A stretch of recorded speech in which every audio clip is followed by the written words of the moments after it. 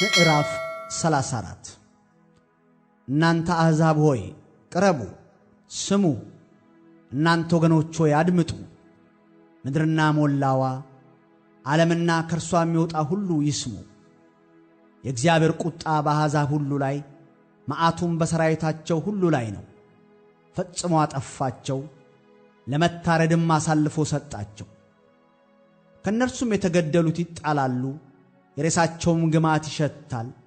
ተራሮችም ከደማቸው የተነሣ ይርሳሉ። የሰማይም ሰራዊት ሁሉ ይበሰብሳሉ፣ ሰማያትም እንደ መጽሐፍ ጥቅልል ይጠቀለላሉ። ከወይንና ከበለስም ቅጠል እንደሚረግፍ ሰራዊታቸው ሁሉ ይረግፋል። ሰይፌ በሰማይ ሆና እስክትረካ ድረስ ጠጥታለች። እነሆ በኤዶምያስና በረገምኩት ሕዝብ ላይ ለፍርድ ትወርዳለች። እግዚአብሔር መሥዋዕት በባሶራ ታላቅም እርድ በኤዶምያስ ምድር አለውና የእግዚአብሔር ሰይፍ በደም ተሞልታለች። በስብም በበግ ጠቦትና በፍየል ደምም በአውራም በግ ኩላሊት ስብ ወፍራለች።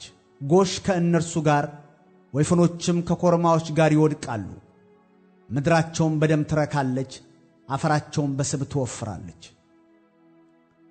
የእግዚአብሔር የበቀሉ ቀን ስለ ጽዮንም ክርክር የብድራት ዓመት ነው። የኤዶምያስም ፈሳሾች ዝፍት ሆነው ይለወጣሉ፣ አፈሯም ዲን ይሆናል፣ መሬቷም የሚቃጠል ዝፍት ትሆናለች። በሌሊትና በቀንም አትጠፋም፣ ጢሷም ለዘላለም ይወጣል። ከትውልድ እስከ ትውልድም ድረስ ባድማ ሆና ትኖራለች። ለዘላለም ዓለም ማንም አያልፍባትም። ጭልፊትና ጃርት ግን ይወርሷታል፣ ጉጉትና ቁራም ይኖሩባታል። በላዩም የመፍረስ ገመድና የባዶነት ቱንቢ ይዘረጋባታል። መሳፍንቶቿን ወደ መንግሥት ይጠራሉ፣ ነገር ግን ማንም አይገኝባትም። አለቆቿም ሁሉ ምናምኖች ይሆናሉ። በአዳራሾቿም እሾህ በቅጥሮቿም ሳማና አሜኬላ ይበቅሉባታል።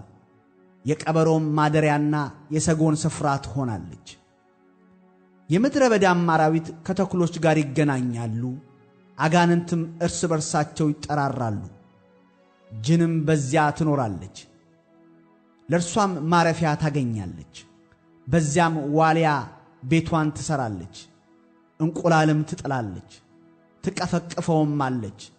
ልጆቿንም በጥለዋ ትሰበስባለች። በዚያም ደግሞ አሞራዎች እያንዳንዳቸው ከባልንጀሮቻቸው ጋር ይሰበሰባሉ። በእግዚአብሔር መጽሐፍ ፈልጉ አንብቡም። አፌ አዟልና መንፈሱን ሰብስቧቸዋልና ከነዚህ አንዲት አትጠፋም፣ ባልንጀራውንም የሚያጣ የለም። እርሱም ዕጣ ጣለባቸው፣ እጁም በገመድ ከፈለችላቸው። ለዘላለም ይገዙዋታል፣ ከትውልድም እስከ ትውልድ ድረስ ይቀመጡባታል።